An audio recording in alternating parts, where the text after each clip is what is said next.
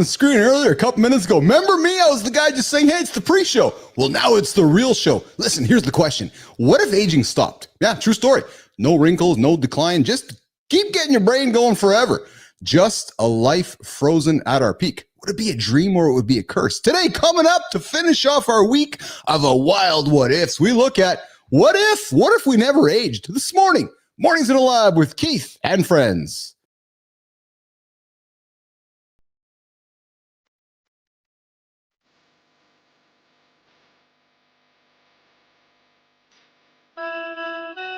Welcome to Mornings in the Lab, where excuse when something negative comes up. Building muscle with peace, blood flow. Nobody is expecting, John. If the lady's saying that, you're just Being a super. be entertained by fun over here. How have I slept? Has my sleep been good? Is that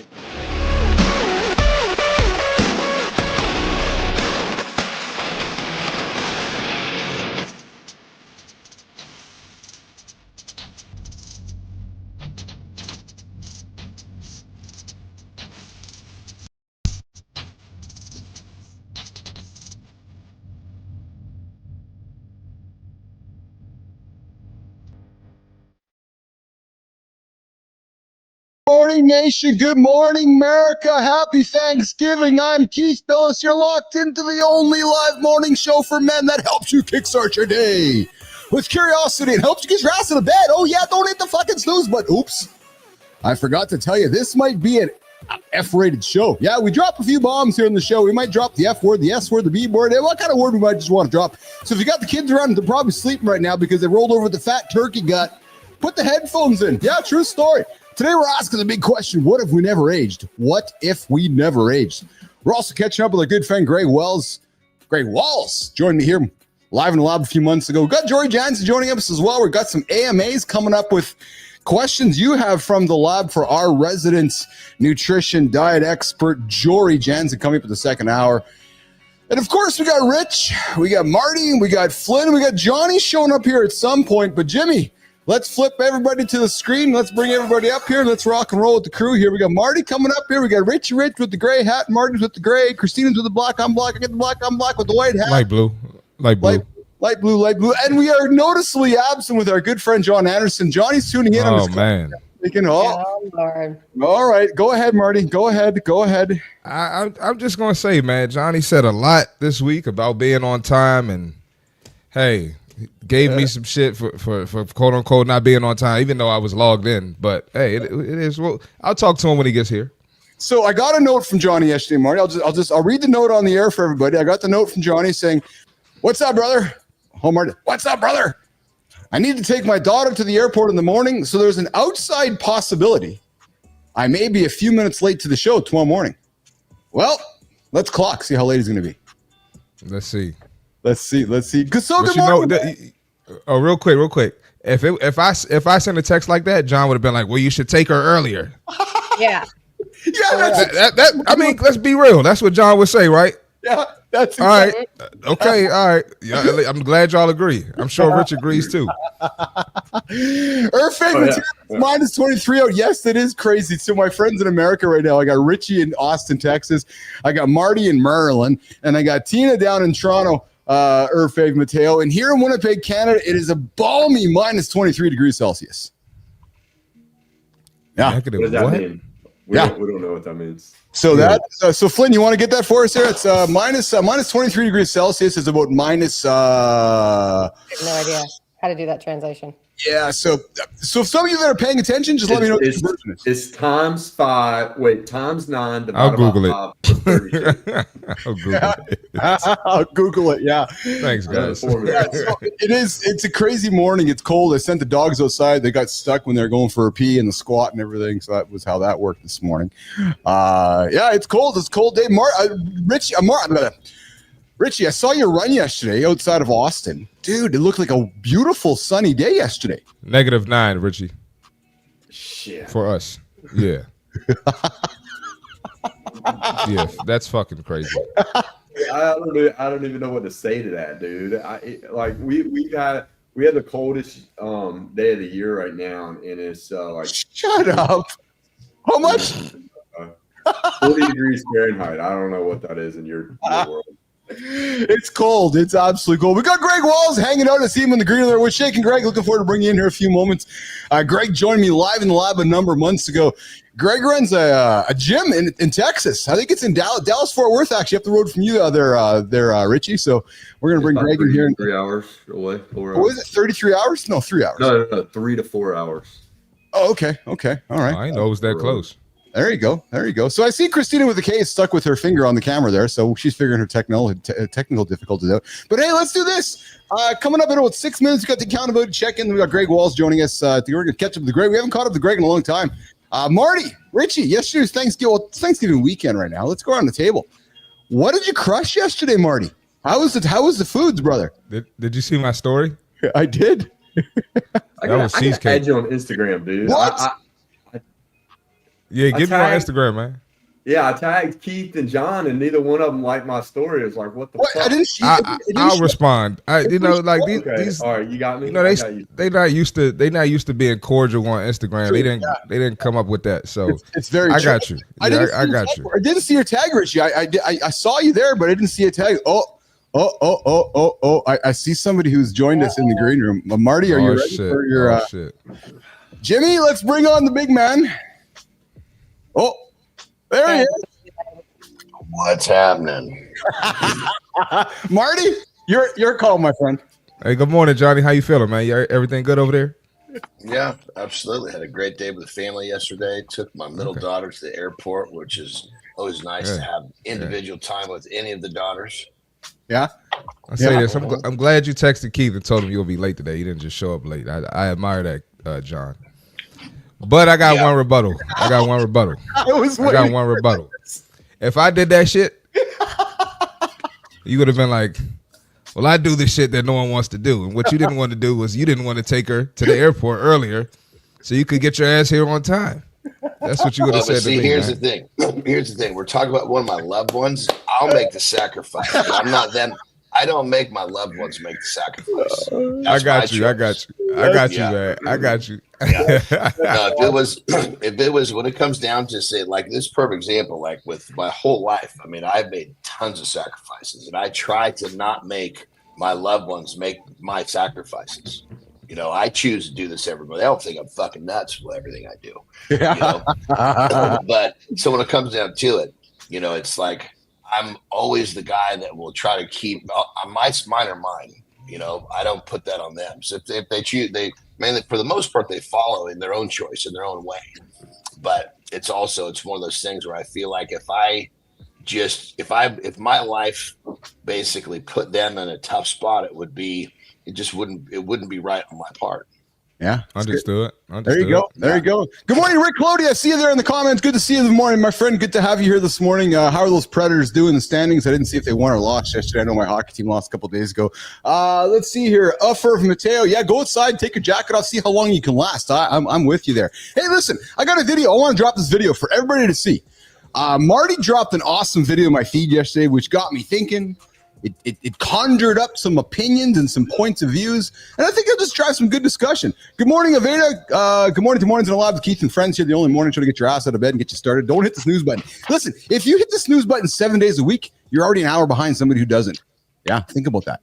You are already an hour behind somebody who doesn't hit the snooze button every morning. So get up and get going. All right. Let's throw this video on, Jimmy, and I would love to get everybody's opinion on what's happening. Come on, let's do this. Let's run it. Boom.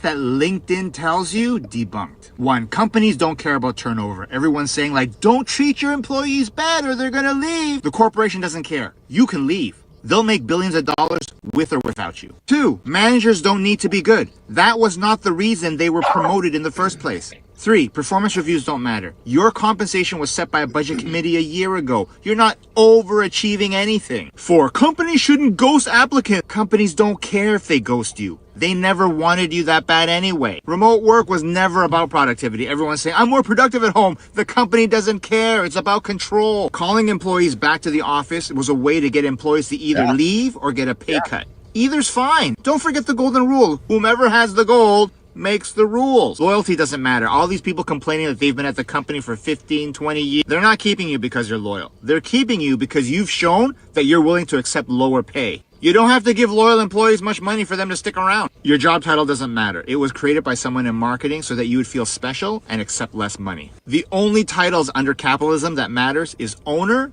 or shareholder. True story. That's it. You're not indispensable. If you die tomorrow, they'd replace you within a month. Graveyard is filled with indispensable workers. A company does not need to pay employees more money. Oh, pay us more, we'll leave. Corporations know that 98% of employees will not leave, even a toxic job environment, or if they're not getting raises. The thing that employees want more than a salary is not to have to look for a new job. They hate looking for a new job. It does not make sense to pay an employee more money when the vast majority are not going anywhere. The only job security is financial security. Get financially literate. Start here. Keep up to date with the newsletter. There you go. Nothing but truth bombs. The whole minute was truth bomb after truth bomb after truth bomb. Richie? Nope. I don't Go ahead, Rich. That's not truth bombs. I've worked for a Fortune 500 company in corporate America, and that is absolutely not fucking true. I cared about my people. Yeah, I had people that were there for 20 years, 40 years, and you know what? If they fucked up, they didn't mean to. Like, I did value their loyalty, and a performance review does matter. And here's why. Yes, maybe their salary is set in stone, but I have a certain amount of bonus money that I can play with. And so depending on how they perform throughout the year, I was not that guy that's just going to say, okay, this number divided by this many people. No, if you didn't perform well, I mean, I would rank you. I would fucking rank you. And that's how your bonus was. I cared about my fucking people. And if I truly thought that they needed a salary increase because of the weight that they were carrying, I would go to bat for them. So I only agree with some of that stuff. But look, titles, yes, I would change titles. That is more to appease the individual. You know, they say that they want this and it's motivational for a short term, you know. But a lot of that stuff, no, don't agree with it. Everybody's just thinking from a big number standpoint. There are real people that are leaders in corporations. Oh, I love it. I'm gonna jump on Rich's bandwagon here because now, granted, I'm not speaking from his perspective, but I believe at the end, the guy, because I had kind of an echo. I believe the guy at the end said the only security is money in your bank account. Is that what he said? Yeah, exactly. That's bullshit. That's complete bullshit. Because here's the thing: because your money can be taken. You know, you could have your accounts froze. You could have all sorts of weird shit happen, especially depending on where you live. Yeah. You know, you could just get ripped off. Yeah. You could get somebody could just steal from you. Your money could be gone just like that. Your security is three simple things, and you possess all of them based upon you and how hard you work on you. Number one, your mindset. Number two, your skill set. Number three, your habits. You have these. Nobody can take those. That is your security. And I'll tell you what people in my experience in the corporate world cared about the most when they had families and they started aging was health insurance was one of the things they wanted to see. Health insurance options. So if I was going to look at anything that was material, I would look at health insurance. After that, it was creating a positive culture. I could pay them less. They know that I would always take care of them. The guy or girl to their left and right would always be there for them. If they missed a day, they were getting a phone call from me or their buddy. We were sending flowers to their house if they had a passing in the family. That's what people care about. They want to know that they are cared for. You are the exception, awesome. Rich. This is awesome. I think he's the exception too. You're the exception. That's not real for a lot of, and the 98% of people that he's talking about. Listen, I grew up in pro sports, so I never had the idea that I was indispensable because I was told from the minute that I signed on, you could be gone tomorrow. If you don't like what's going on here, I got 1,000 people applying for your job. What a shitty way to run a fucking organization. And whether that's true. This is awesome. This is great. But hold on. If your skill set, your mindset, and your habits are strong enough, it doesn't fucking matter what anybody says. Yeah, I agree with Johnny. So guys, hold on. Hold the horses. This topic has clearly sparked a nerve, both in the comments and within the panel. Marty, I fucking love it, man. Good job. Keep doing what you're doing. Keep sending me the gold, brother. I did not expect Richie to jump up and go, boom, boom, boom. See, now I'm with you because I play sports too. And I love it. This is the kind of content and conversation we have. I'm for the record with Johnny on this one, but let's come back to it. Over the next 90 minutes, we're gonna come back to it. Hold on, Marty, even in the sports world, if you're the guy that fucking puts up the numbers, if you're the guy that gets the job done, even if they fucking hate you, you're going to be out there. But Same you're with, not, with it in a- doesn't in matter a how prof- loyal you are in that world. Ask how many guys that they think they're going to retire with that team. They've been told But I'm saying by, forget they've been loyalty. told by We're not talking GMs about and loyalty though. presidents. But how Well, did no, but loyalty that's what come they were into talking this? about in the video. But what I'm saying is forget all that, what that guy said. You got 3 things you got to worry about. You master these, you run your own show. Period. End of story. And we're also talking about different things. We're talking about elite athletes versus he's just talking about regular employees that Well, work no, for a but it corporation. exists in I don't business think you too. should tell people, hey, It exists in business too. It exists in business too. I have never, I mean, my success is my 3. And I know that my security has always been great because why? Because I know I'll do what other people won't, which means I'll get to the fucking front of the line. No matter which line I go to, I will get to the fucking front of the line. That's security. All right, producer Jimmy, we got an awesome guest hanging out, patiently waiting for us in the green room. We're going to ask him the same question. And here's what we're going to do. We're going to drop this video throughout the show. I think we'll pause it and address the comments through the video because we all got an opinion. Rick Clody's coming here with some comments as well, team. The guy makes some sense, but not 100%. This doesn't apply in a union shop also? Really? I don't want to talk. Yeah. Yeah. Yeah. Smaller privately held codes do value people. Some big corps do a lot of this. Do we still need unions in 2024 and 2025? Do we really got to have that conversation right now? No, I don't want to have it. Security comes from being a person of value. I agree with Johnny on this one. Your talents, your skills, and your attitude. If you have skills, habits, good attitude, you're always going to get a job. Yeah, true story. Always going to get a job. And what else does Rick have to say? Your loyalty is somewhat of an illusion and also a factor of your environment. He's also true with that. And yeah, we've got some comments dropping here. Okay, let's keep it going. Terry Arsenault, I see you here as well. Good morning, Terry. Listen, Mornings in the Lab with Keith and Friends. I invite you to subscribe to the channel. We got a big topic we're talking about here today. What if we didn't age? And we got Greg Wallace coming up here in about 90 seconds, if not less. But listen, Jimmy, let's get into the accountability check. And today we're embracing change. We're talking about embracing change. Heads up. Aging, damn it, it's inevitable. Oh yeah, it's absolutely inevitable.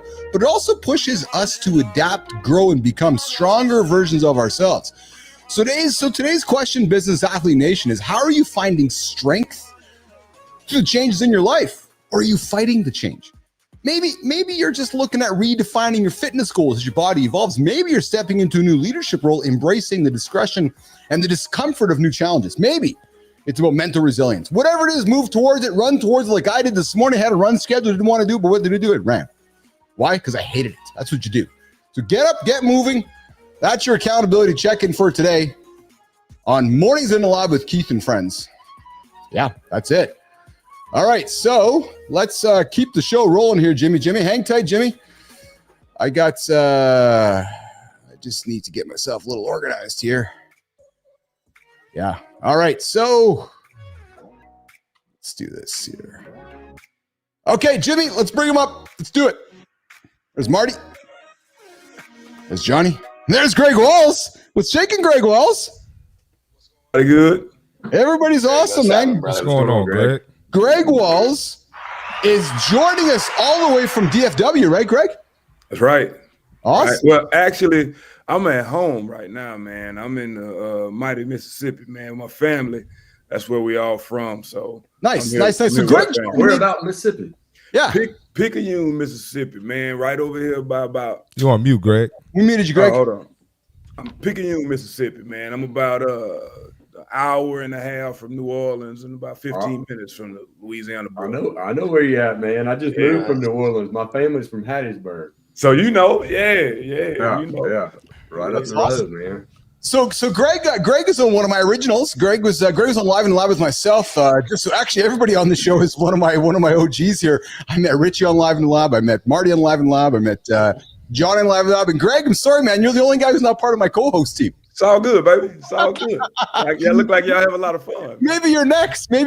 So happy Thanksgiving to you, brother. But listen, we have the most important morning show question we ask everybody who shows up on our show. Okay. And it is this.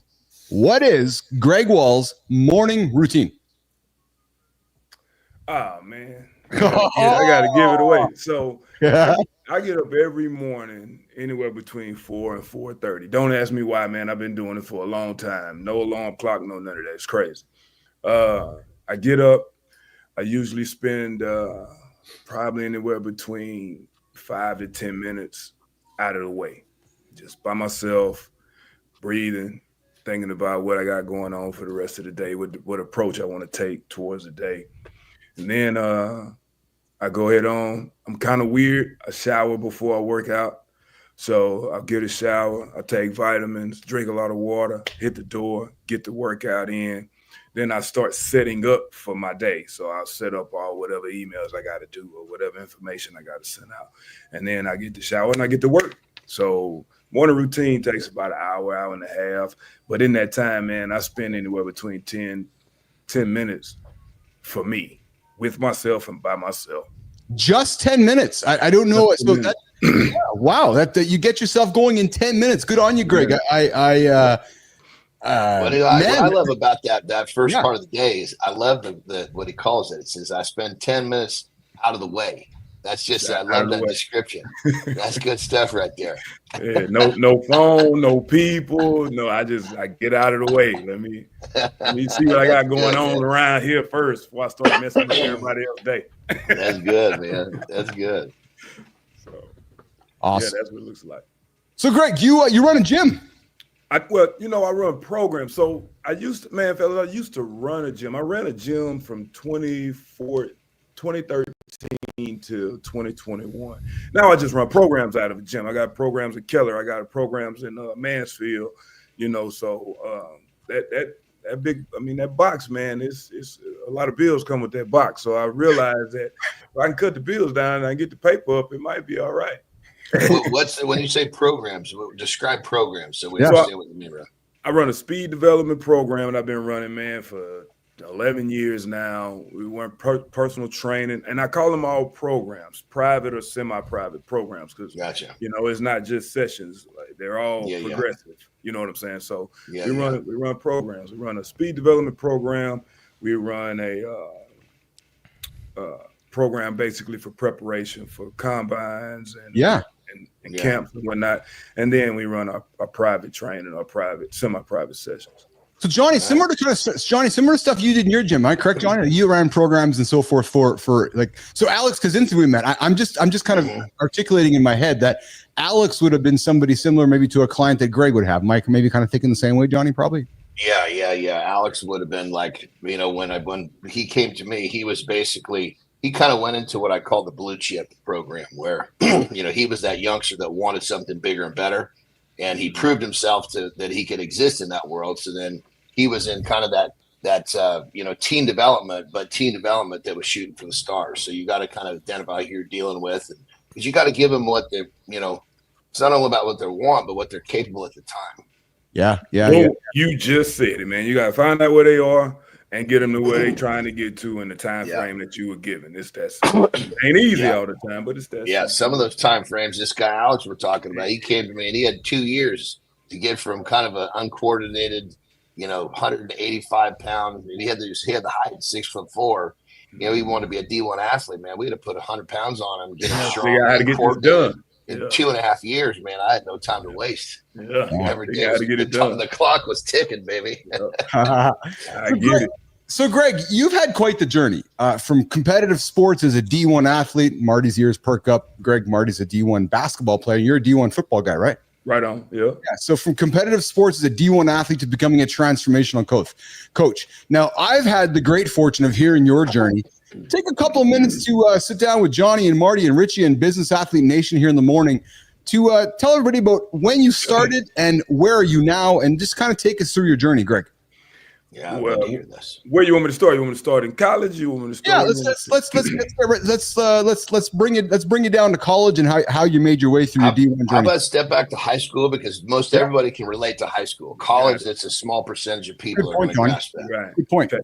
So, like I said, man, I'm from Picayune, Mississippi, and this was back in the 90s, where it's funny to say back in the 90s. Shit, this was whenever, before social media, before YouTube was big, when you had to literally get VHS and DVDs and make highlight tapes. You put the VCR on top of the VCR next to the TV, and you had to You know what I'm talking about, right? When you had Greg, John has his fax machine next to your VHS player, Greg. So you and John. My mom had a typewriter, so I get it. I get it. But so I was a good athlete in high school. I played baseball, All-American in baseball. I was All-State in football. But my journey to TCU was it was a godsend. It really didn't have anything to do with me. We played the same high school team twice. We played them once in the regular season and once in the playoffs. And after my last high school game, the head coach from the team we were playing, Oak Grove, Mississippi. Around Hattiesburg, you know exactly where that is. The coach, his name was Coach Buckley. I appreciate him to this day. He came up to me at the end of the game and he shook my hand and said, "Son, you keep doing what you're doing. You're going to play somewhere." I took it with a grain of salt because they just beat us in the playoff game. I felt like they were excited, how it goes. Well, a little bit later, I got a call from Rick Villarreal, who was the director of football operations at TCU. Coach Buckley called Rick and told him, "Hey, man, there's a kid down in Mississippi. I know y'all don't really recruit Mississippi. There's a kid down in Mississippi y'all need to go look at." So he called. They were playing SMU that Thursday. He called me that Sunday, the Sunday before, and said, "Hey, have you ever heard of TCU?" No, I never. This was before TCU is what TCU is now. I never heard of TCU. So he was like, "Well, I want you to check us out. We play Thursday. Tell us what you think. And then I'll call you back on Sunday." But we got smashed by SMU. And he called back. He said, "Hey, you got a chance to watch the game?" "I did, Coach. Tell me what you think." I was like, "Y'all not very good." He said, "Well, that's why I'm calling you." And that's how my journey started. So they recruited me. I ended up at TCU in '97. I started as a freshman. I was terrible.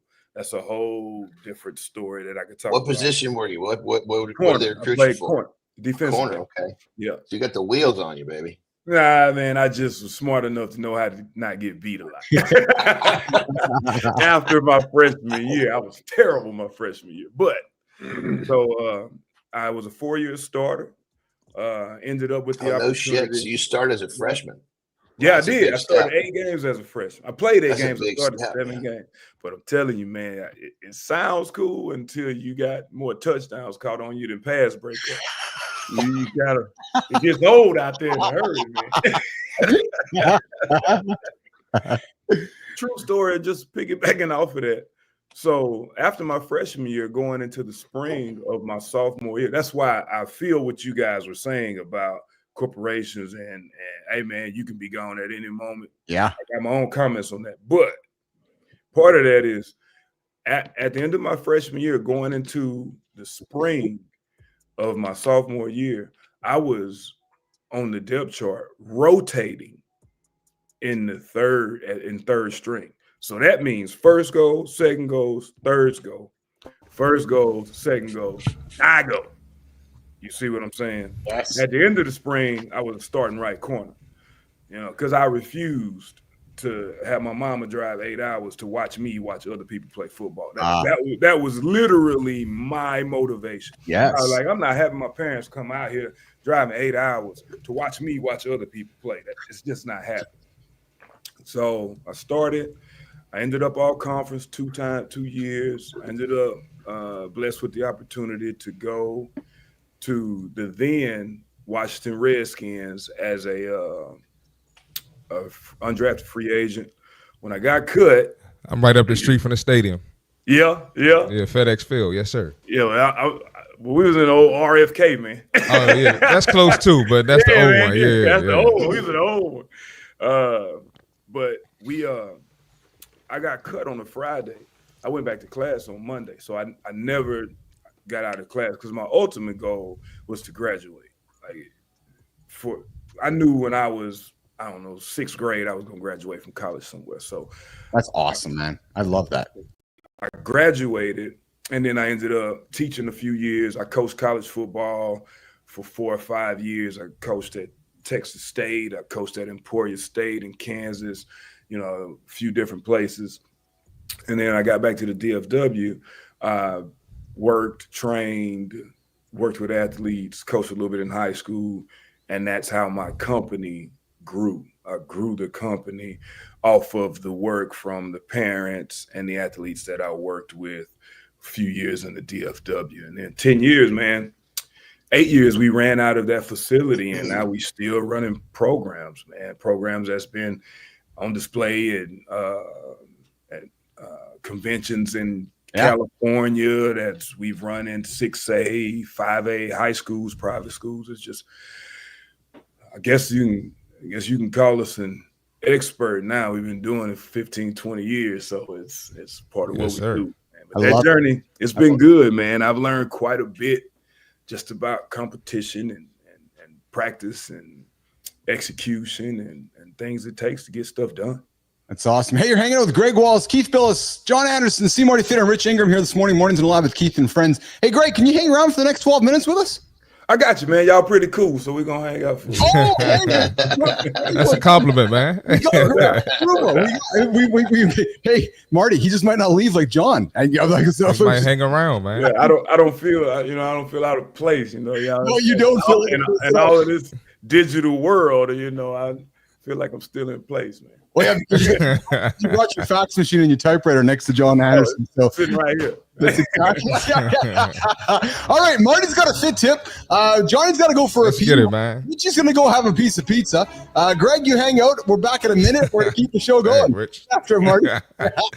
All right, let's get it, man. We got the fitness tip for today. We're going to talk about how exercise slows the aging process. Right. So a lot of people don't know that exercise can play a significant role in slowing down your aging process. So the first way, it preserves muscle and strength. Resistance training helps combat muscle loss and weakness. And as we know from talking on this show, as you get older, the muscle loss gets faster. Right. You lose muscle way faster when you're 30 plus and faster than that when you're 40 plus. All right. Exercise also improves your cardiovascular health. So activities like walking, cycling enhance your heart function and circulation. So along with the resistance training, get your cardio in. Boost cognitive function. Exercise supports brain health and reduces the risk of cognitive decline. So if you want to stay sharp, right, you don't want to be forgetting your grandchildren's name as you get older, make exercise part of your life. Delays cellular aging as well. Physical activity reduces inflammation and protects cells from premature aging. And it also helps you recover quicker from injuries because we know that process slows down as we get older. So consistency and variety and exercise routines, that's your key right there. Cardio, strength training, flexibility, balance exercises ensures all support healthier aging. All right. So stay on top of that as we get older, especially my 40 and up, 50 and up. Those are key. That's your fitness tip for today. Tip of the day with Christopher Martin. See Marty Fits. We got Greg Walls with us here today, embracing the grind lessons from Greg Walls. He's a former D1 athlete who's transforming setbacks into opportunities, becoming a mentor and a coach. Greg's journey offers powerful insights on resilience, personal growth, and success in business and sports. Greg's went from an athlete to a mentor, a D1 college athlete to personal development all the way through career transition. You get the power of mindset, Johnny. Sees beyond failure with some inner strength, and Greg believes that life is larger than a game. He's translating athletic discipline to business, discipline, teamwork, and a role understanding. And Greg thinks that the keys to success in business and life are active listening, reflection, focusing on strengths, and, of course, embracing the journey. Persistence is key in building a reliable team. So, Greg, we're talking today, my friend, about what if you didn't age? And with your experience, how do you think, Greg, how would eternal youth impact how we can handle setbacks, health challenges, or even our goals in business through your experience? So looking at your experience, how would you look to somebody younger saying, hey, man, looking at your setbacks, some health challenges, or even our goals in business might prevent us from aging along the way? Greg. I got some questions before I have some answers. Yeah. I got to know where we start. So where did the aging process stop? Is it physical? And is it mental? Is it spiritual? Is it all three? Oh, dude, you're just digging into it, man. Hey, so that's a good question. You can't send me a question and not give, like, if you give me time to prepare for something, I got to think through it. So once I got the question, I got hold on, I can't just dive in. Rich, Marty, and Johnny, Greg missed the memo. This is a morning show. It's light. We have a lot of fun. We don't get too deep here. I gotta know. That's valid questions, man. I love it. No, so in all seriousness, this week we've been digging into questions like these hypothetical what ifs. Like yesterday we talked about what if we didn't have, what if we uploaded our brains? What if we didn't? What if we didn't have bones? What if we only drank Coca-Cola? And today's topic is what if we never age? So just kind of metaphorical. What if we never aging today? Or like I was this for the rest of the time. Yeah, exactly. So what if we never age, Greg?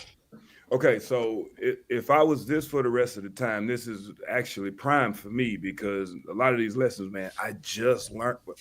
I've known, but I just started putting into practice maybe about 2 or 3 years ago. How old are you, Greg? Are you 41? 45. 45, okay.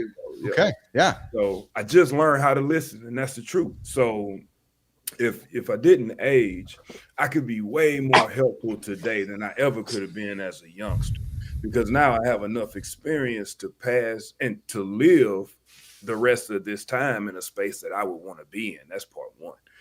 Part two, I could be way more helpful today than I could have been, 2 years ago, because I have a little bit more of understanding based on the failure that I've had. And then I would set myself up for eternal success based on what I know today, because you can max out your when you're young, it's hard because your experiences don't allow you to see things full circle because you haven't completed the circle. Yes. But, now I've had a chance to complete the circle. I've had a chance to go get to stuff, go through stuff, get through stuff, and see what it looks like on the other end, man. So if I didn't age, man, I'd probably be a gazillionaire. I'd live away from everybody, and I'd only talk to people that I wanted to talk to. I love what your answer, Greg. So I'm 52. Johnny's 52. Richie's 41. Marty's 31. You fall in the middle here, and I like that you just admitted that you just learned some things over the last couple years, because I myself have taken the last kind of 10 years to figure my shit out and doing it the same way. So when I'm looking at my good brother Marty there, Marty, the future's bright for you, man, because you got a lot of great things you're going to be learning and taking in, and there's value in that. Right. And it's just it's encouraging to hear you say that. Yeah, I'm 45 or I'm 45 and I'm just about to start figuring shit out. You know what I learned though? The crazy part of what I learned the most is that lesson is going to keep coming up until you figure it out. Yeah. Like it's going to come up when you're 12. It's going to come up when you're 15. It's going to come up when you're 40. Until you fix it, it's just going to keep showing itself like, hey, man, it's about time for your dumb ass to get this right. And then once you get it right. Man, when I was in basic training, we had called can't get right. Hey, it's always one. Every time they call them can't get right. I feel like you're talking John Andersen language there, which is that eventually Johnny's like, eventually you got to figure shit out, right, Johnny? Got to figure it out, man. Yeah, this whole thing of not aging, first thing that I thought of is, oh my God, I got to figure out how to age, because aging is what makes everything better. You're learning, you're getting so wise. I mean, holy shit, if I'm not aging, I'm thinking to myself, what the fuck am I going to do? All I want to do is tomorrow is always better than today. And if you take that away from me, my purpose is gone. It's an interesting way to look at it, because you're saying, hold on, Greg, because what you're saying, Johnny, is that I love what you just said. Essentially what you're saying, John, is I want to age so I can learn and I can get better. It's exactly what I mean, if I don't get one day wiser or one day older, one day call it age, whatever, age definitely connects to time. And if I'm gonna sit right here and this is all I get, all of what I know is coming. It's if I can't have that, it takes my purpose away. Yeah, that's a very good point. That was the question, spiritually and mentally, because if I'm not aging physically and I'm living in this space where I can keep going through experience, oh man, that's almost godlike. So, Greg, you mentioned spirituality a couple times. Where does spirituality land on the ladder for Greg Walls? Are you a spiritual fellow? Well, belief is number one. Yes. Like belief, that's where your spirituality comes from. Anybody and it doesn't matter. I don't care what religion you believe in. Yeah. I don't care if you're in a cult. I don't care if it's God, or I don't care who it is. I really don't. To me, it's the beyond this realm. belief is one of the most powerful things a human being has on this planet. Yes. Belief is more powerful than knowing. Yes. You know, we all know we're gonna die, but we believe something certain on the other side of this thing. None of us know. If we all knew, then it wouldn't be a problem. But none of us know. That's how powerful belief is. I believe in myself. I believe in God. But if I didn't believe in myself, I would never get anything done. Right, I'm telling you, I literally, the thing that I make the joke of all the time is, and it's my blessing, man. When I was young, I was just dumb enough to believe I could do it. Simple as that. When you get ready to jump a ditch when you're a kid, and I think about this all the time, you see the kids that believe in themselves and the kids that believe in other people outside because they'll hesitate, and then you see that kid sprint back for 30 yards, just jump over the fence. But you just increase my belief. I'm like, shit, if he can do it, I think I can do it. And then as soon as he turns around and say, hey, man, come on, it's not that hard. You start believing his words in yourself. That's huge, man. Like, that's why it's called self-confidence. And nobody can take away your confidence. You got to give it away. I'm a big believer in that. Now, if you in the ring and you're boxing somebody, putting them hands on you, you know, he's taking some stuff away from you. But before you got in there, you believe whatever you believe. You had a shot. You didn't have a shot. You were ready. You weren't ready. And that belief is going to manifest itself in some kind of way. It's going to show itself. If you believe you're handsome and you can get the hot girl, you're going to try to get the hot girl. That's how it manifests itself. If you don't believe it, you're going to try to get the girl in the corner who ain't so hot. Whatever happens as a result of that is what it is. But your belief brought you to that manifestation. I've always had confidence in myself. Richie, maybe too much. Yeah, Richie, I see you leaning in there. I see you leaning in when Greg's like jumping the ditch. Richie's like, oh yeah, I used to jump the ditch because I couldn't believe on jumping the ditch. I don't even think there was a question of whether I thought I could do it or one day. It wasn't a question. I remember we had this huge sand pile. I'm talking like probably as big as John Andersen's fucking bedroom, right? I just imagine that being very big. And so I get it. We had this long driveway because we're doing like I think we were cementing the rest of the backyard. And I told my buddy, it was a teacher work day. I never forget it. I told my buddy, I was like, I'm gonna jump that motherfucker. Watch this. And I get back at the driveway, and man, I fucking hit that motherfucker so hard, and I woke up in my dad's a physician. I woke up in his office, and they're like asking me what day it is and what year it was. Apparently, I hit that motherfucker, and I mean, I just hit right into the I had a broken collarbone. My ear was hanging off the side of my. But then my next thing is, you know, we talk about the hot girl because this brings up an interesting stuff. So yesterday I get done my run and there's this gorgeous girl. You know, we're in Austin, Texas. Yeah. You know, Greg's familiar in Lady Bird Lake. This runs around the trail. And exactly. I mean, if you want to find some beautiful women, like you go walk around Lady Bird Lake, like you. But I'm so confused on what. So one, you know, I'm just getting out of my wife and I separated, so I don't really know what to do. But two. I also don't want anybody to call the cops on me. Like, what is considered normal now? Because this girl, she walked by, I just get in my truck and I'm stretching, and this girl, I mean, she's gorgeous, and I see her look back at me, and she goes down a little ways, and there's these swing sets, and I mean, she's in her 30s, she gotta be, and she picks up a piece of trash and has to walk a little bit, and gets on the swing set right by the trash can. So 15 years ago, I would think, oh, that's my sign, right? Like, she stopped. She looked back. She stopped. I should go. But now, is she going to fucking bear spray me? You know, like, is that, like, I don't know. What are the signs here? And then how am I supposed to engage? So, hey, I'm going to tell you like this. I'm going to tell you, what you said. Bear spray me. Jesus Christ. None of that even matters, bro. Yeah. No, what I'm saying is none of that even matters. I see your confidence is on 10. Instead of sitting back going, yo, I don't know if I can get her. You was literally trying to figure out ways to make that happen. I love it. I love it. I love it. How can I not get fucking pepper spraying. I don't. Is there such thing as a bear You spray? gotta be careful nowadays. Excuse me, man. You just start the conversation with "excuse me." Yeah. Put your hand out excuse me. Is there really such thing as bear spray? Yeah, Oh, fucking right there is, man. There it is. Stronger than mace. That's some down south stuff. That is some down. We don't have bears out. I mean, we got black bears. They'll run away from you though. They're real small down south because they.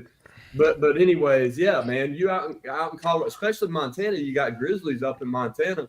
People make a lot of money off that shit. You go into REI, that's like $50 a bottle. Like, here you go through hiking. Oh, wow. Waste all your money on bear spray.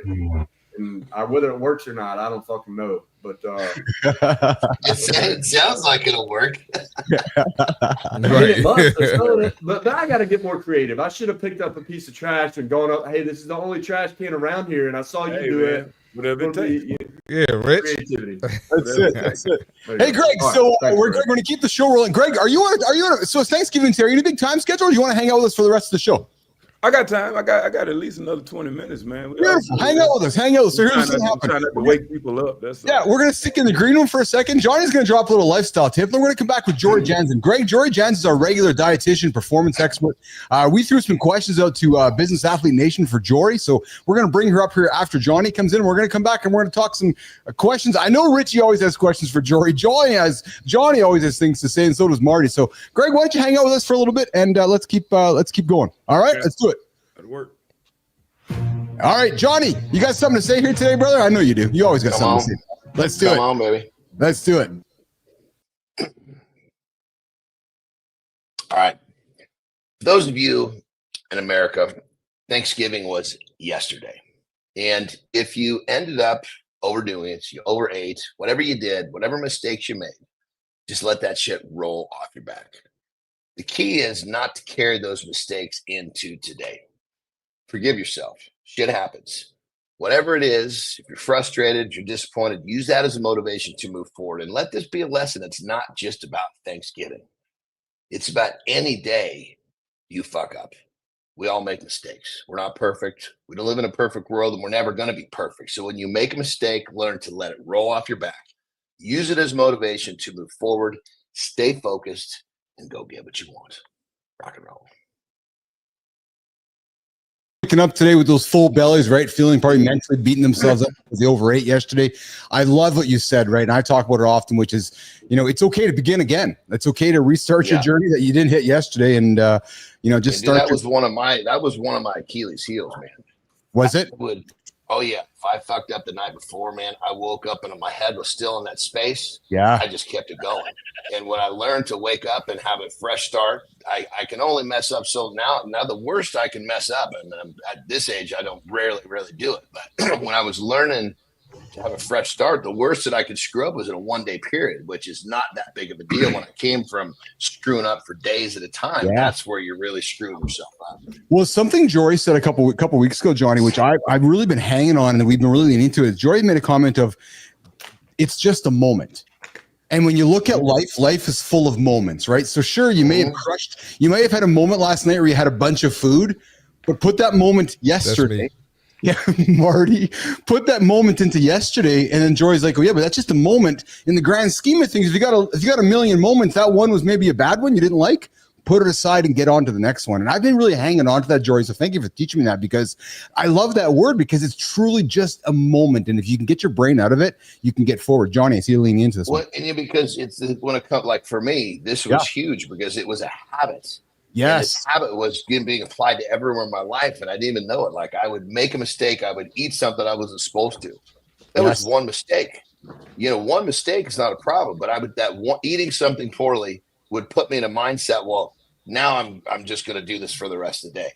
I wake up in the morning feeling so bad about myself. I would just do one more day. I didn't actually have to face the music I fucked up yesterday too. So I was always basically feeding a negative with more negativity. And it was like, this is how I basically would disengage, is what I would do. I was mentally disengaging from reality. And that's why I would keep going, because the more I went, the more I was disengaged. But the problem is, people, generally speaking, the way you do one thing is the way you do everything.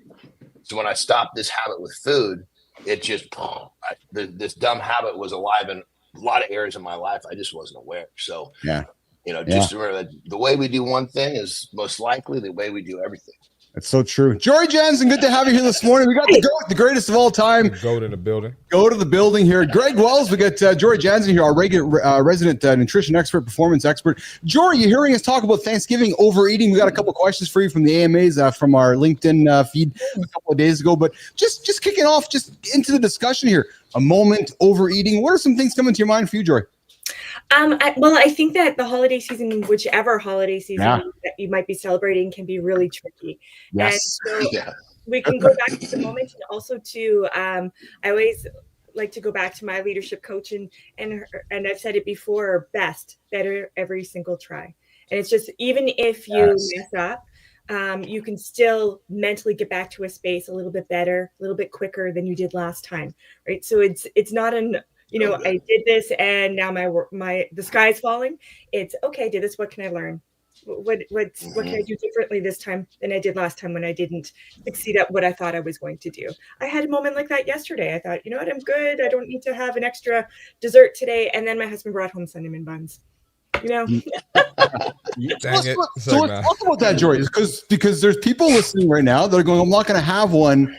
But you decided because your husband brought one home, and Johnny always says, don't focus much on the food, but focus on the company you're with. And clearly your husband thought about you, and you're battling your own inner demons going, I can't have the cinnamon bun, but yet my husband brought it home for me.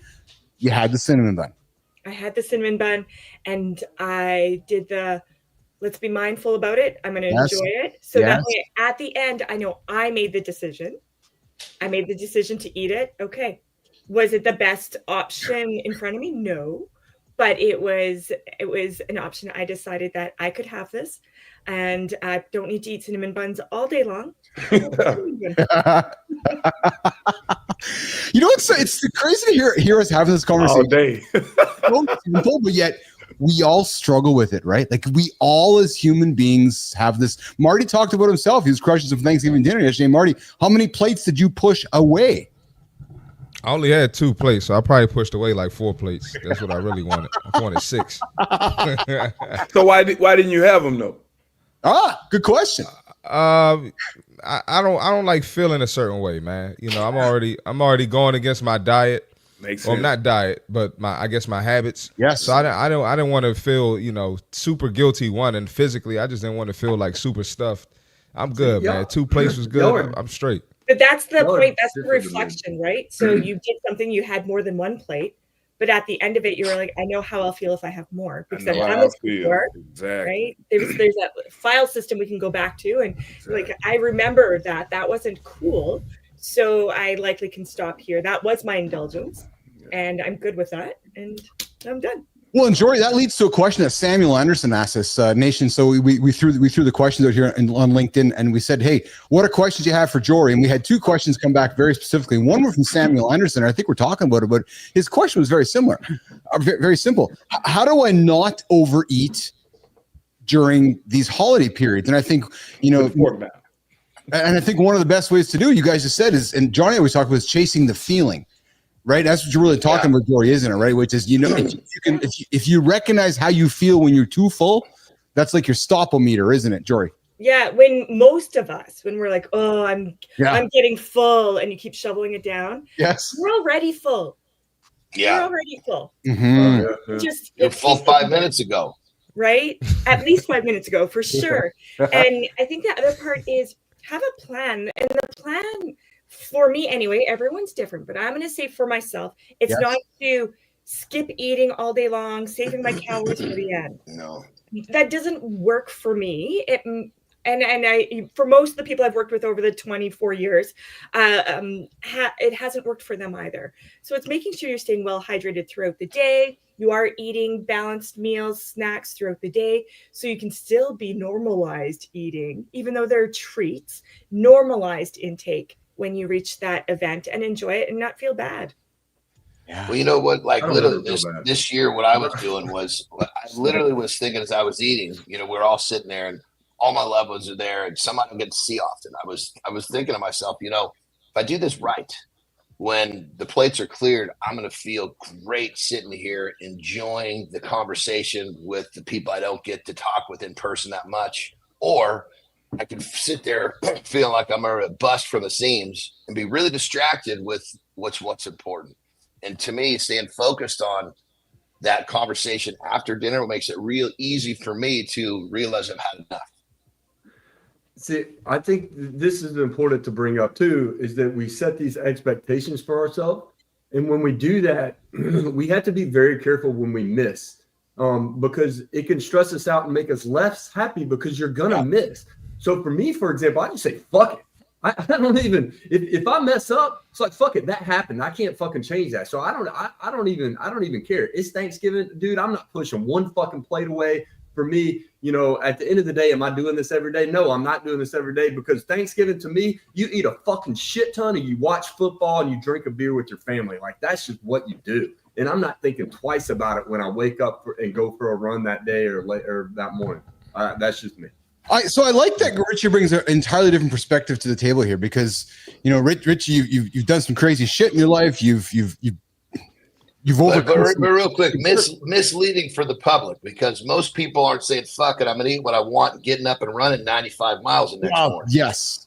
So for the general public, we got to understand, Richie is like this crazy endurance athlete. He can't get enough in him. That's his biggest problem. So saying fuck it on Thanksgiving works for his lifestyle. Many of you guys saying fuck it on Thanksgiving, you wake up with bigger tits. That's not what you're looking for. Well, Thanksgiving is a day, right? And if we look at other holidays, I celebrate Christmas. I don't know if anyone else does, but I do. And Christmas is like a month.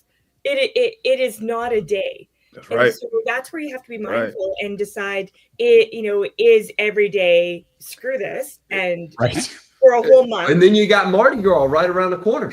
Yeah. You're eating the king cake. A lot of people don't know about the king cakes, man, and all. You know, are you down south, man? Just down here, man.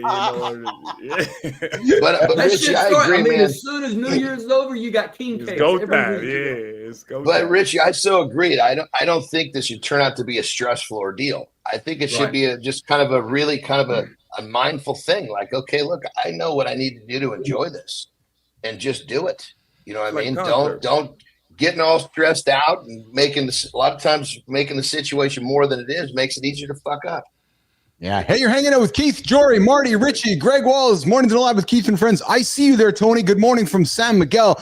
Listen, I invite you to subscribe to the channel, the only morning show to help you get your ass out of bed. We're here hanging out here this morning on a Thanksgiving weekend here with our resident nutrition diet expert, Jory Janzen. Jory, another question coming from the friend of the lab, Daniel Intronella, says, I would like to know Jory Janzen's thoughts on NAD, N-A-D, from Roos Research. Jory, I know you answered the comment in the comments, but can you talk to Nation? Johnny, I saw you smile at this. What can you talk about NAD from Roos Research, Jory Janzen? So this is not an area I'm an expert in, but I will say that, so NAD is nicotinamide adenine dinucleotide, and it's useful in terms of metabolism, DNA health, cell health. So there's anti-aging, all that kind of stuff. And we can get it through food, usually not at clinical studies amounts where it makes a huge jump in terms of these areas. But I would say that the research is really still very new, mostly on mice. There are a few clinical trials on humans. And there seems to be some benefit to it in terms of anti-aging. Well, I don't know if we can anti-age, we can healthfully age. Yes. But I would say at this point, it doesn't look like it's harmful, and there may be some benefits to it, but it's too soon to know long-term impact. But we thought that back in the 90s around creatine monohydrate too, and now we're like, how awesome is this? Jory, can I ask you a question? You can. What is your thoughts on fasting, elongated fasting, water fasting, dry fasting, intermittent fasting, just your overall thought on not eating and or not drinking and its benefits? Yeah. So I if I go to the research and then I have my other thoughts around this. So around the research, there may be some potential benefit to fasting around health, longevity, that sort of thing. Gives your gut a rest, gives your mind a reset in terms of what you want and perspective in life. So there's a lot of reasons why you might. I have mentioned this on the show before, is that I'd be careful for your, like, what's your why for? Usually most people come to me because they want to lose weight. That's why they want to do it. And again, I'm not saying that you shouldn't focus on losing weight. That typically is an outcome to a lifestyle, but that's usually why. Yes. The other piece, though, is that it depends who you're around, and fasting can be a form of an eating disorder. And so if you are around people that, and you can't tell, like, I'm very careful when I'm working with groups, and trying not to trigger. I'm not going to cause an eating disorder by talking about different things. That's not it. People are just going to be more at risk based on many factors. So I would say, if you're in a household where you have teenagers or kids that, those little ears are picking up on everything, I'd be cautious around the reason for fasting and perhaps when you fast. So if your child goes off to school by 8 a.m., well, that's fine. Maybe you fasted from 7 p.m. last night until noon or whatever it is. But then you're going to have dinner together as a family, and it's all very normalized, healthy, balanced eating. And the focus is on health, wellness, longevity, not changing the body. So I would say for some people, it's super helpful. And I know people will go into an early morning workout fasted because the idea of anything in the gut is just not going to work out well for them. So I do see benefits to fasting. I also see the harm that can happen as well. And in other contexts, if you have diabetes. I love Jory. You basically, I love you putting a why. Why? If you're doing it for the reason that makes sense for your health, then okay. But if you're using it as a way, to as Marty was saying, Band-Aid on the bullet wound. Yeah, exactly. If it's a calorie restrictive thing and you're trying to change the way you look, it's probably the wrong why. I love that. Because that's the majority of people doing it. It's a calorie restriction scenario. John, fasting has changed my life. That's all I'm gonna say. It has literally, and I ain't trying to lose no weight, man. I'm a buck 85. Well, talk, dude, brother. Talk about your experience. Tell us about your. Listen. How long are you fast? So the way you do anything is how you do everything. I am not a fly by night, let me try this guy. Like, I sit back and say, if I'm gonna do this, let me see what's going on. Why am I doing this? What are the benefits? What's the health situation? Am I gonna get sick? How long can I do this? So now I fast once a quarter. And I can do a 3-day water fast, I'll do a 5-day water fast, or I'll do a dry fast where I just nothing.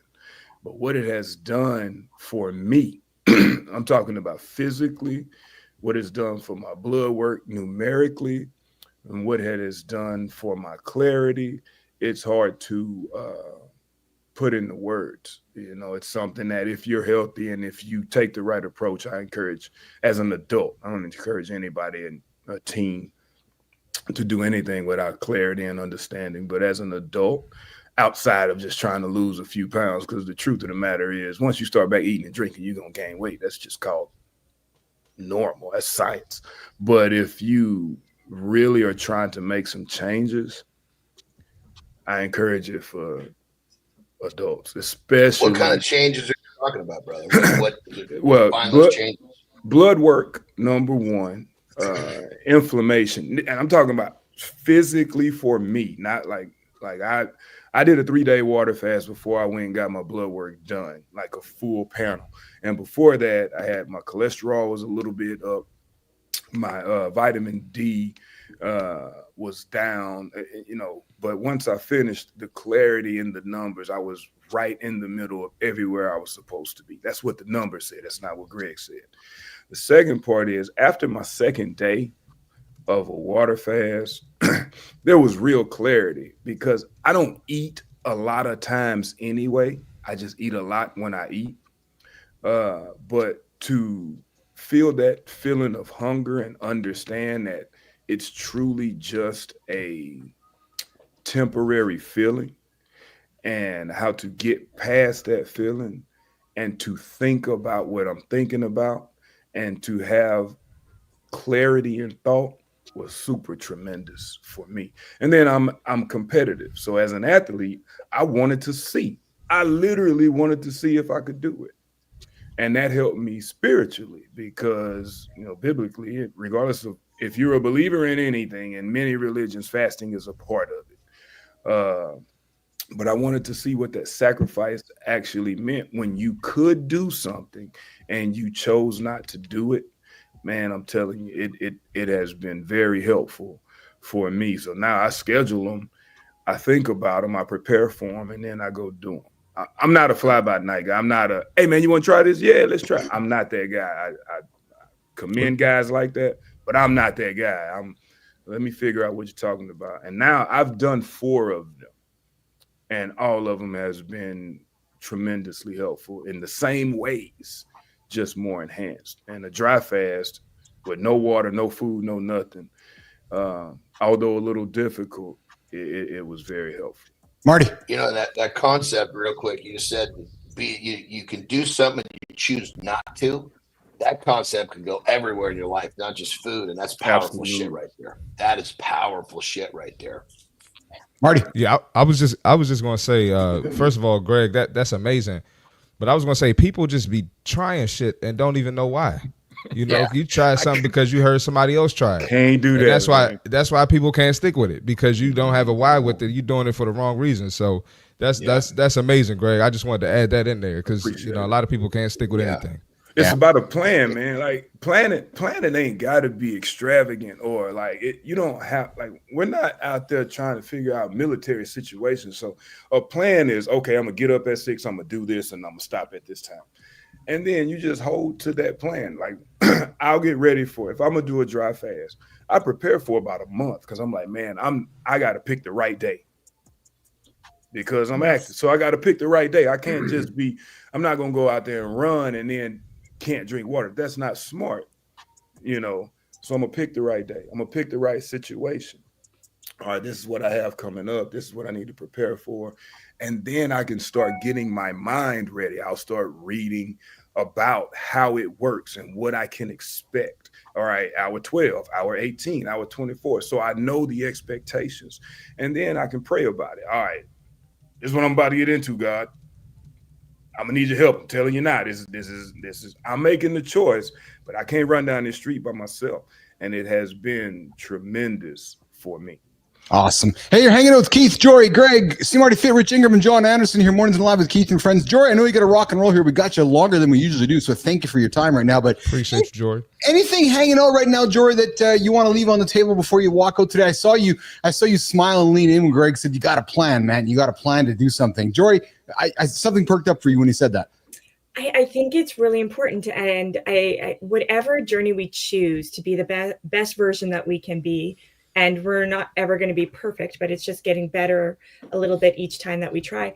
It's planning it out. I remember working with a sports psychologist, and she's like, Jory, I'm doing this fast, and I'm a mess.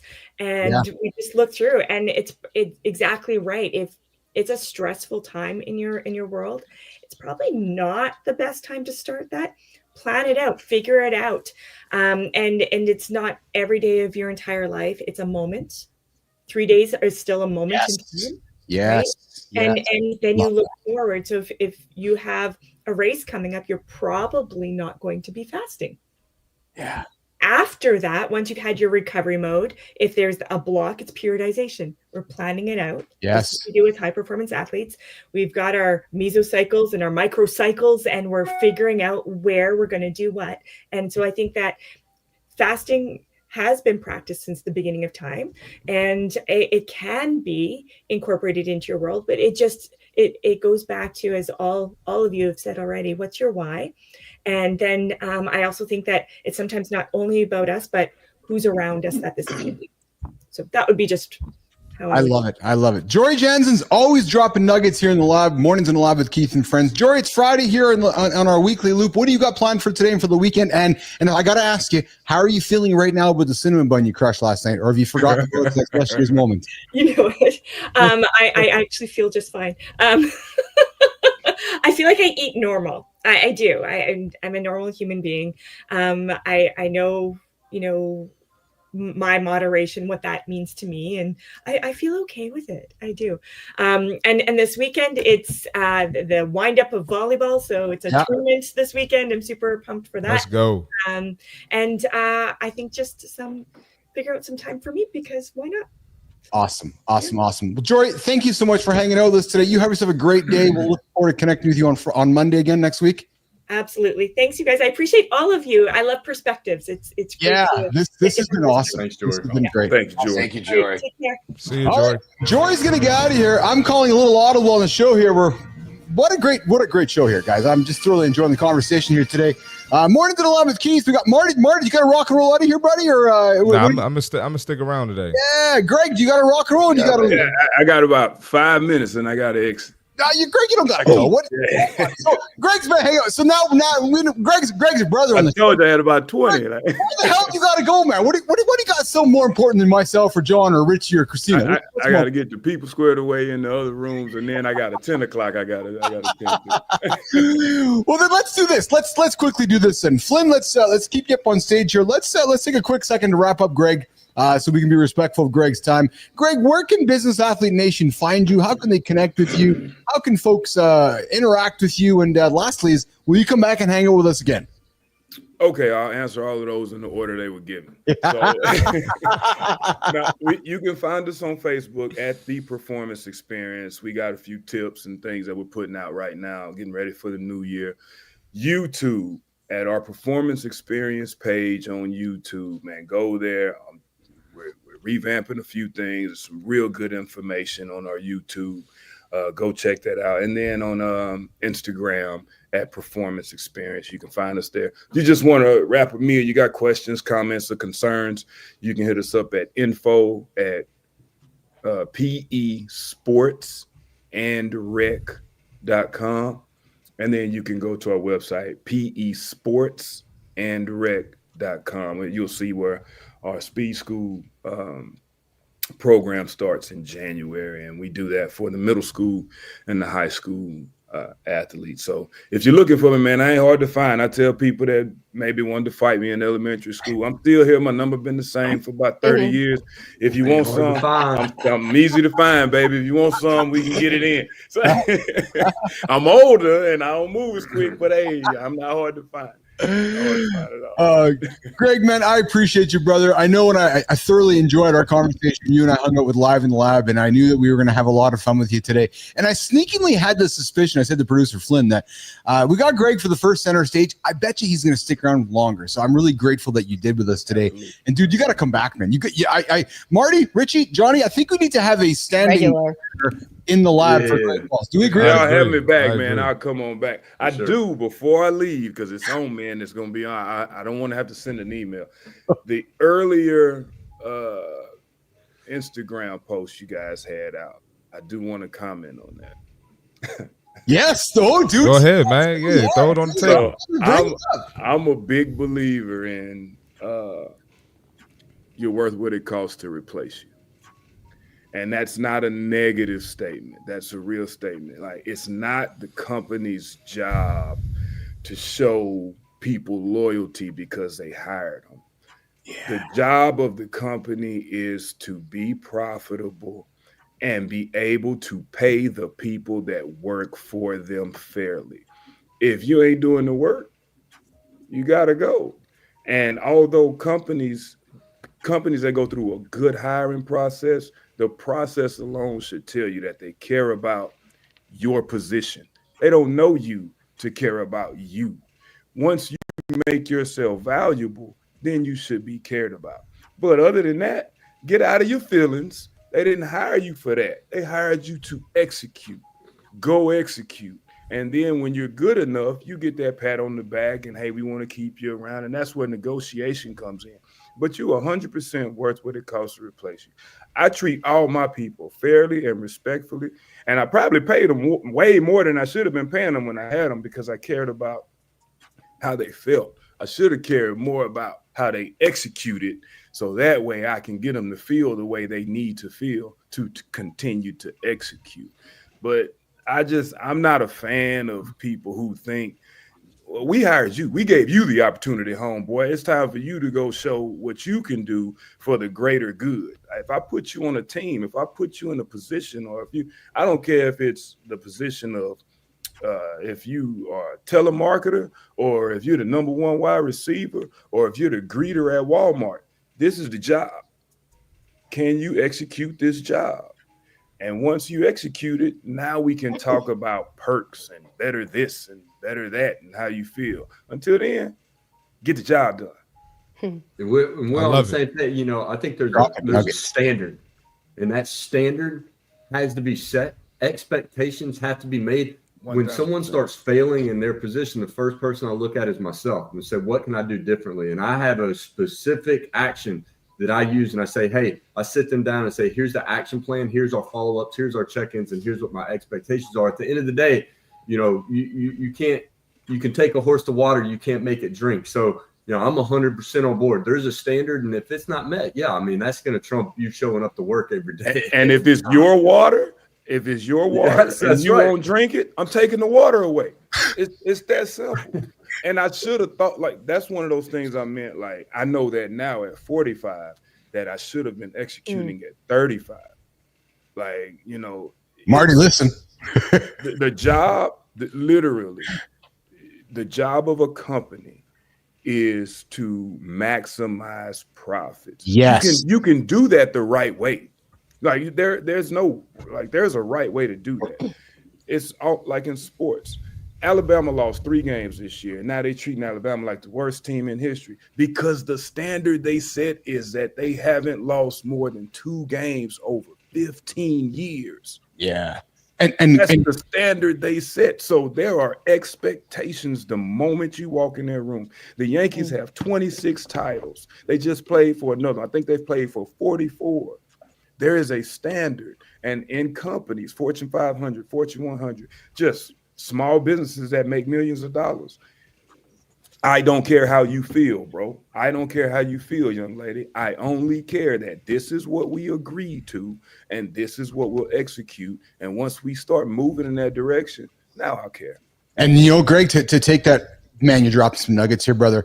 To take your point a step further, it's the company's job to make the profit, to grow the business. But more importantly, if you're the CEO or you're the boss, your job is to make the decision on behalf of the entire company, not on behalf of one person. Not on behalf. So that's great. That's awesome. So if I'm making a big decision for right now for all of us, I'm making it for all of us, not just for Greg, because I'm making a decision for the company, and I feel like sometimes leaders and companies forget that point, that you need to step back, and I'm making a decision on behalf of the 400 other people here, not one human being. And that's something that's often lost. We clearly hit a nerve with this topic, and I think we got to revisit it, but I got to keep the show going. We want to get into what if we never aged. We got to do a quick break. Flynn, we're going to get Flynn up for a brand bite. Greg, are you sticking around, brother? You're going to out of here, man. I appreciate you guys so much. You can't keep me. You cool and everything, but I got to go. No. So, Nation, Greg Wall's going to become a returning guest here in the lab. I can already tell already. Flynn, we're going to get him back on speed dial, and we'll bring in our buddy Greg Walls. I followed you on Instagram too, Greg. I thank you so much, man. I need to get a little more busy, but it's good. Just check it out, man. We got some good stuff coming up for the beginning of the year. YouTube, Facebook, the whole 9. So check us out. Awesome. So, Greg, tell your buddies, we are making content for you and me. We're all the same age here. So we're making content for men to help them get out of bed, hit their most audacious goals. Mornings in the Lab, the only morning show for men all around the world. We're waking up everybody here in North America. So hang out with us in the mornings. Tell your buddies, turn us on in the gym, and come back and hang out with us. Okay, Greg? All right, brother. All right, boys. All right, Greg. Let's all go for a break. We're going to put Flynn on stage for a minute, then we're going to come back. Get off my stage. And then we're going to get off What If We Never Aged, and we're going to talk about that for a few moments. Flynn, you're up, kid. Let's do it. Let's do it. Let's do it.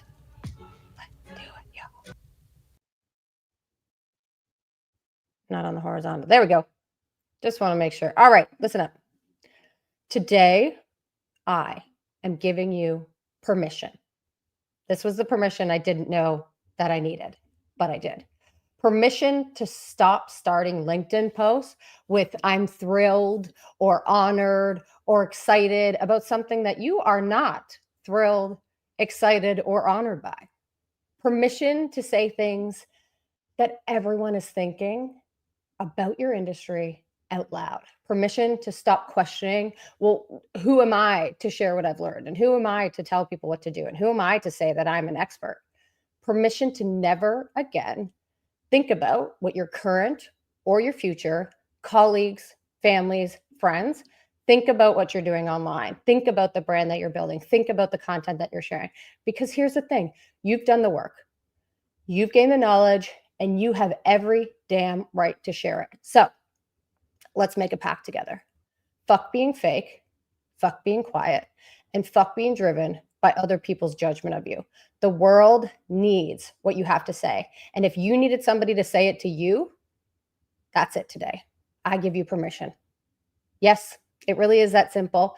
I have entered my no fucks era, and I promise you, if you take today's brand bite into account, you will be one step closer to entering yours. You got this.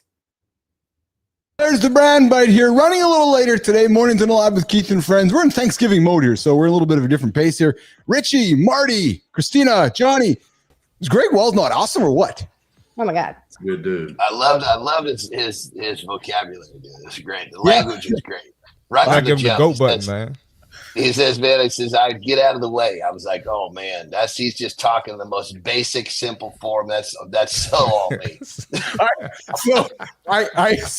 I thought for a moment there we were having like Black John Andersen on the line here. I mean, we got Greg Walls and we got John Andersen and Marty. They're saying the same thing. I'm like, holy saying the same shit. Yep. Yep. She's saying the same. Fuck, man.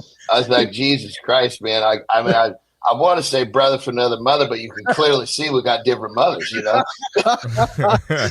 but Greg's bringing in the fax machine, the typewriter, and Johnny's like, I'll arm wrestle you for the fucking typewriter, Greg. So it was really great. We're gonna have to have Greg back regularly. I know. When I had him on Live in the Lab, I was like, dude, this guy's awesome, man. Dropping bombs, right? Just dropping them left and right, and asking some great questions here. So, all right. So listen, it is 24 minutes after the second hour here. I want to get into the main topic of the day, which is what if we never aged. So I got about a 5-6 minute video here I'm going to run, which is what if we never aged. We'll play it up here. We'll see if we run the whole thing, Jimmy, or not. But we'll get up here on the screen. We'll start talking about it, and we'll see what we learn. And it's interesting because what John said too, right?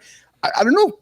I kind of want to age because I enjoy learning. And if I think about what Greg said, it's like, yeah, I was 45 by the time I started figuring some shit out. So could you imagine if he never aged past 30, he wouldn't have gotten to 45, wouldn't have learned some of that shit. So, and then when you're 45, you think you figured it out. And you're 55, you're like, oh, fuck, I was so dumb then. Every year goes by, we're like, Jesus Christ, I was so fucking stupid last year. And that's the beautiful thing about aging. And we got our young buddy here, our brother Marty, going, holy fuck, I got to look forward to the next 20 years. And this is what's going to happen. Yes, Marty, it's the next 20 years. If you have a birthday and you don't think, Jesus Christ, I was behind me and John, year, you're fucking that up. Period. End of story. That's it. All right, okay, let's Jimmy, let's play the video. Let's play this thing here. Let's get it rock and rolling here. All right, let's do this. Boom, and let's go. Surprise! Surprise!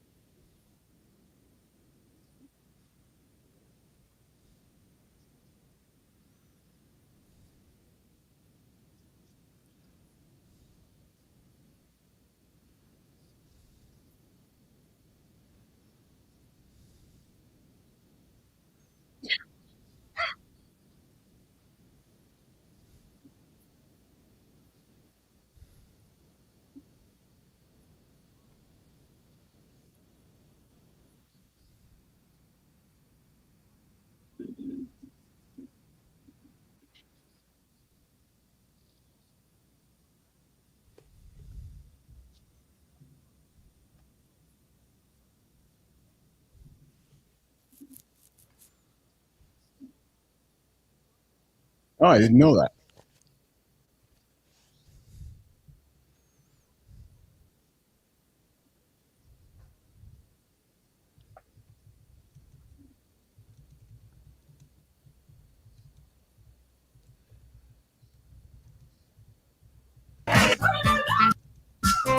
Do you remember when you used to look forward?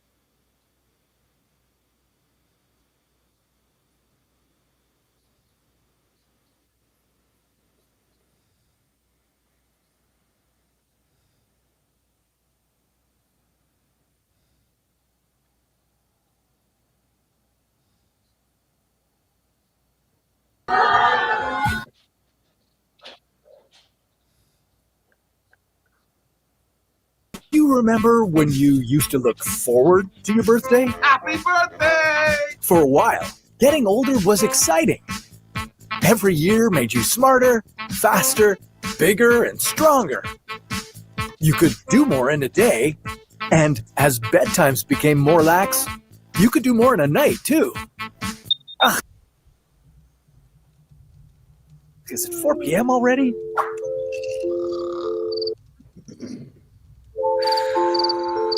What the happened?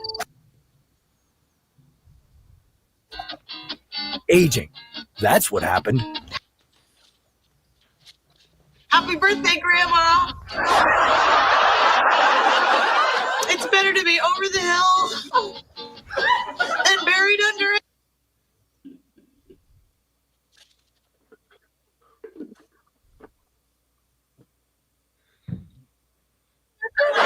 Don't like your birthday anymore? Happy birthday. No such thing. I think Tired? I think Feeling that tired all the time? we'll keep the conversation going here. I think the point, Nation, is what we've learned here from the situation is that we need to age. The world needs to age. The planet needs to age, because if we don't age, the world's all going to fall apart. We're all going to die together. So we need to age. Comments from the show here, guys, that we're talking about. What if we didn't age? It's not so much about us individually not aging, is the impacts on the rest of society if we all didn't age, which is really the main point of this discussion. Comments from the crew here. Yeah, I mean, I think if you've known people, and I can say, 20 years ago, I probably fit into the category where I'd be like, oh my God, I don't want to age. Yeah, because I was so focused on the physical part of me, because that's what, you're wanting to perform, you're wanting this, you're wanting that. But then as you start to get a little wiser, obviously it comes with age, you start to realize, God damn, if I'm not, if I wasn't aging, the aging is what makes this whole thing so amazing, because every day you're a little wiser. Every day you get a little better. Every day you see things more clearly. So if someone is really thinking this is a good idea, I think it demonstrates where they are in their journey. Richie? I say too. Marty, go ahead, Marty. I say too. We have to age, right? Think about think about technology, right? Think about if we had the people in the 70s who were the top dogs. If they didn't age and they were still running stuff now, we probably wouldn't have Apple. We probably wouldn't have Amazon. We probably wouldn't have all types of stuff. So just for society to evolve, we need aging. Like, we got to get older. We can't have John Andersen running the show all the time. I got to run the show. I'm gonna be 50 one day. I'm gonna be John Andersen. John, keep it moving. Take a back seat. This is my show. You That's too, it. That's Pete. the This way is my it's show supposed to now. be. That's what I'm That's the way it's saying. supposed to be, for sure. Yep. Because as we get older, there's a certain point in our lives where it becomes our duty to basically take what we've learned and help the younger generations understand, so that they can, going back into like, different cultures, they put all old people, all those fuckers in one spot, and they would have the kids go in and talk to these people because they were passing knowledge. They were learning, so the passing of knowledge, passing of the torch. Hell yes, that's a big part of it. That's got to happen. Richie. So one, I guess I'll start with, is there any research on eliminating free radical production? Good question. I don't know. I love it. Richie goes right to the performance, baby. I love Well, it. Because because my second question is, this is so far-fetched, I don't really have an opinion. Because if we haven't started, like yesterday's conversation, like, hey, like this could be fucking real, but anti-aging or not anti-aging, but not aging. One, I do fucking love it. I would love it, just keep running forever, but it seems like you would get tired of that. And then the overpopulation is already a fucking problem. Yeah. And at the end of the day, our country already has a problem with looking at the individual and not the masses. But if we didn't age, there would never be another baby reproduced, because you have to go 9 months of fucking time to create a baby. So people we run would around turn into and we'd an never have any more autocracy or kids. communist. We would turn into a socialist society. We'd have to, and then I think we would lose our freedom as a part of that, because you would have to look at protecting the world. And you would lose certain freedoms in doing that, because everything that you did would affect another individual. So that's my take. I read it. It is. Go ahead, Flynn. I was just going to say, I think that's what it is. Like, depends on the way that you look at this, but like society is struggling to maintain our own existence with what we have right now. Right. The way that we treat the world, the way that we treat resources, like that's not sustainable in and of itself. You bring like anti-aging into that. I guess your point, John, is like, well, we would just stay the population we are now. We would just literally be stuck. That could be an argument, or it could also be an argument that like once you are a human, then now, but your point is the mother and we'd would have always need to billions age. of fucking babies, billions of babies. We'd be eating fucking babies. We'd be creating resources. That's what we'd run out of the world. Cut that right out of the show. Well, you know what? Yeah, but you could boil that baby this, fat into like a broth. That probably tastes pretty good. Baby broth. Baby broth. Hey, we could start doing here, guys. That's a good comment there. That's a good comment. Yeah. There's a movie called Age of Adeline that like deals with this concept. It's Blake Lively. And at the end of the day, she's like, well, this kind of really sucks because everyone around, like she as an individual is not aging. Everyone else is around her. And she goes through from like basically like the 40s to current day. And she just at some point in time always has to leave society because she will be found out. But basically at the end of the day, she was like, this fucking sucks. Everyone around me always dies. I'm by myself all the time. And that's like, the I'm curse the same right there. body as a 25-year-old, but like, this is boring.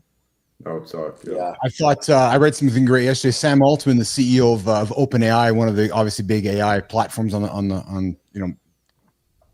out there today, revealed his philosophy on leadership, and what he's doing is recruiting a bunch of veteran Google engineers to help build OpenAI. But here's what I love: he believes in pairing them with a brand new graduate from university.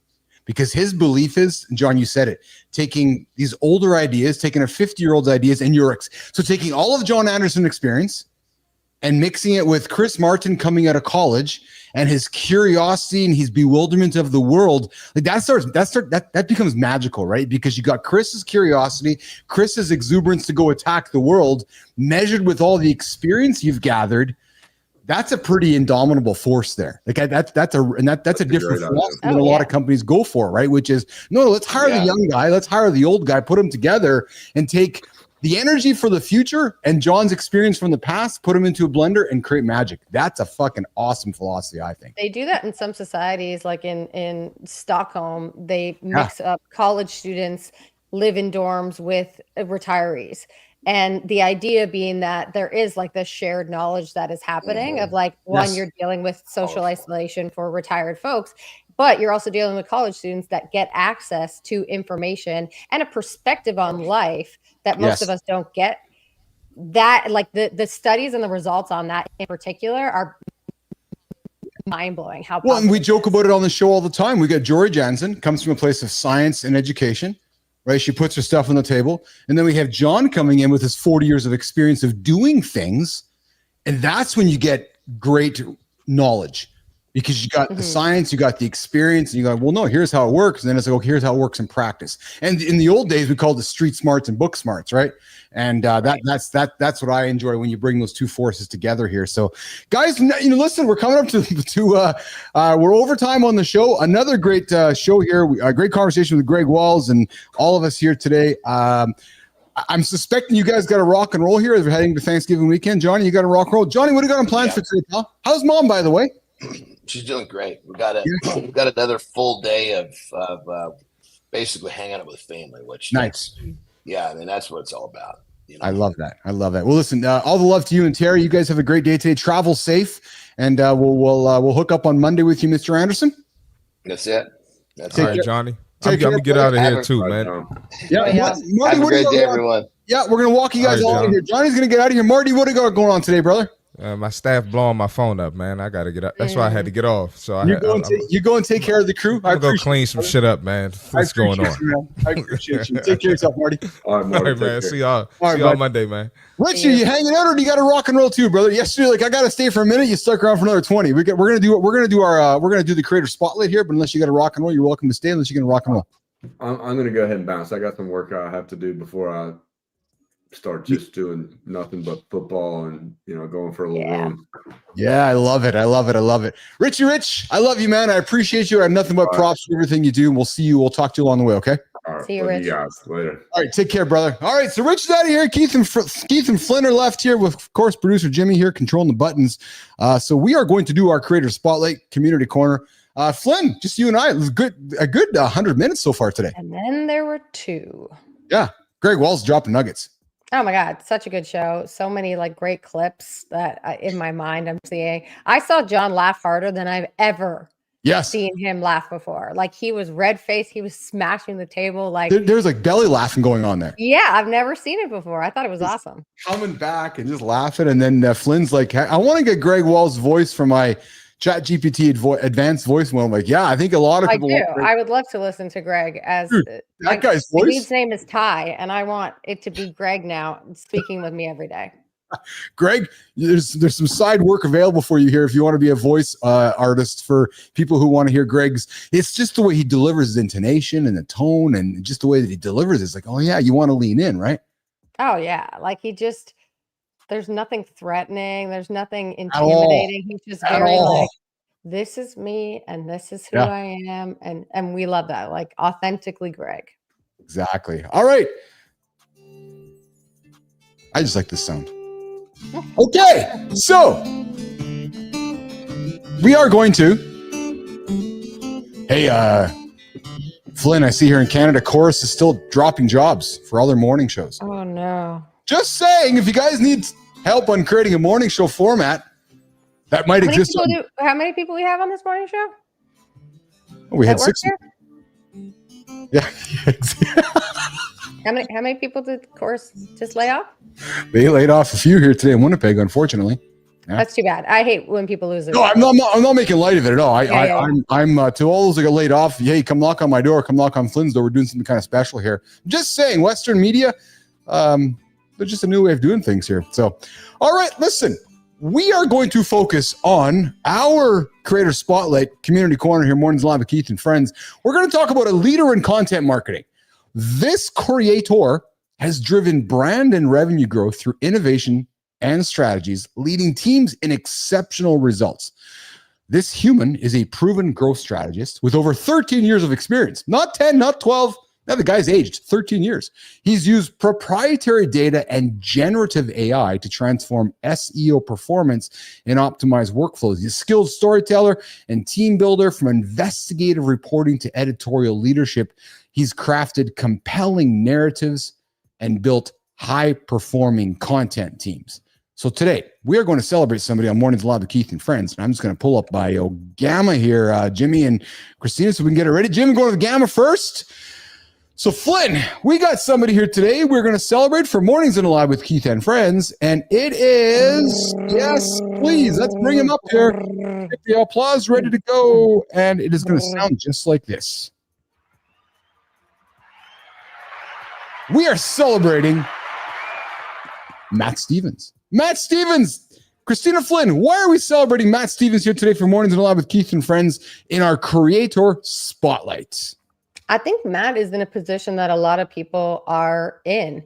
He is embracing this platform as he is looking for new opportunities, looking for new roles. He's got this wealth of experience, previously worked for Credit Karma in an editorial role, built a team, had great results, and didn't work out for that specific job, and is now like, okay, what's next? What do I do next?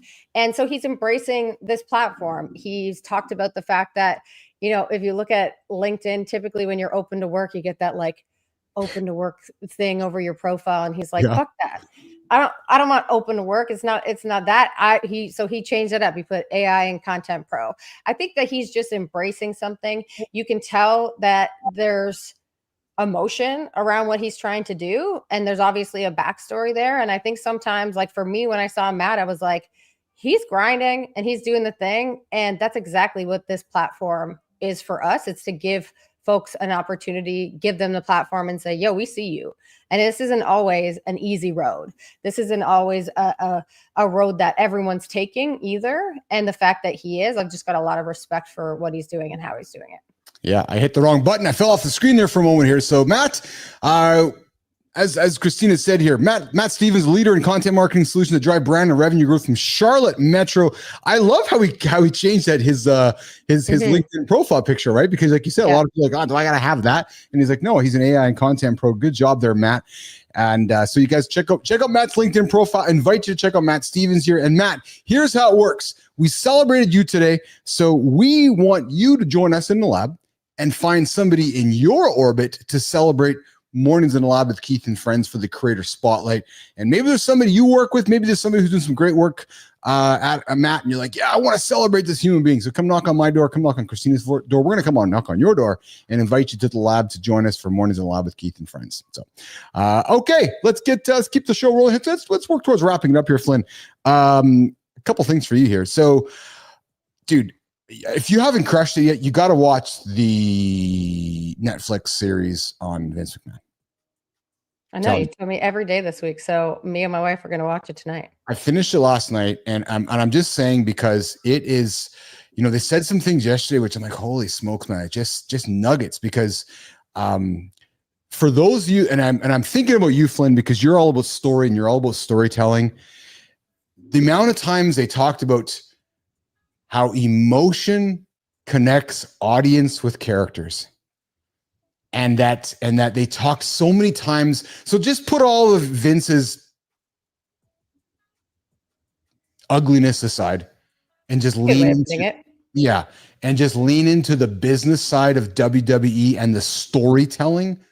That to me is what's really powerful about it, and how they talked about, you know, because they're all about stories, but and Linda McMahon and Vince McMahon kept saying, and Stephanie and Shane, which was, without an emotional connection, there's nothing.